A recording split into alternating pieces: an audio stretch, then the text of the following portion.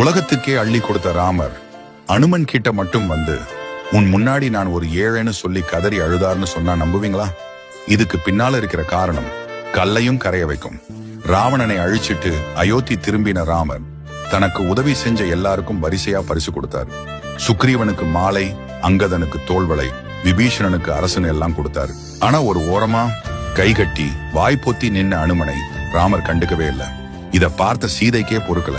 ராமா, நம்ம உசுரையே மீட்ட அனுமனுக்கு ஏன் எதுவுமே தரலன்னு கேட்டாங்க. அப்போ ராமர் அனுமனை பார்த்து கண் கலங்கினாராம்.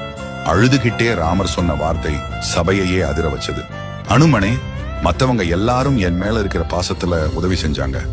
ஆனா நீ என் மேல இருக்கிற பக்தியில உன் உயிரையே துச்சமா நினைச்சு உதவி செஞ்ச. உன் கடனை அடைக்க இந்த 3 உலகத்திலையும் ஈடான பொருள் எதுவுமே இல்லை. உனக்கு எதை கொடுத்தாலும் அது உன் தியாகத்துக்கு முன்னாடி தூசுதான். உன் முன்னாடி கடவுளான நானே ஏழையா நிக்கிறேன் அனுமனே, என்னை மன்னிச்சிருன்னு சொல்லி உலகத்துக்கே அரசனான ராமர் அனுமனை பார்த்து கைகூப்பி அழுதாராம். கடைசியில என்கிட்ட கொடுக்க நான் மட்டும்தான் இருக்கேன்னு சொல்லி ராமர் ஓடி போய் அனுமனை இறுக்கமா கட்டிப்பிடிச்சார்.